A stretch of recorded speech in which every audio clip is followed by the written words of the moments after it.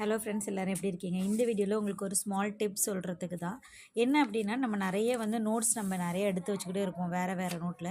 அதுக்கு இந்த புக்கு பக்கத்துலேயே நீங்கள் எல்லாமே நோட்ஸ் பண்ணிக்கிட்டிங்கன்னா ரொம்ப ஈஸியாக இருக்கும்.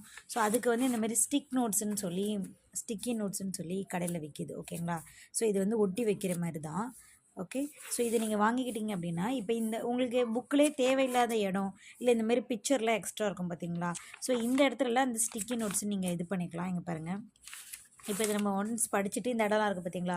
ஸோ இங்கெல்லாம் நீங்கள் அந்த ஸ்டிக்கி நோட்ஸை யூஸ் பண்ணிக்கலாம்.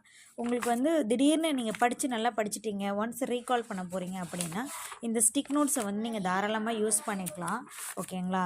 இது ரொம்ப ஹெல்ப்ஃபுல்லாக இருக்கும். ரிவிஷன் பண்ணுறப்ப ரொம்ப ஹெல்ப்ஃபுல்லாக இருக்கும்.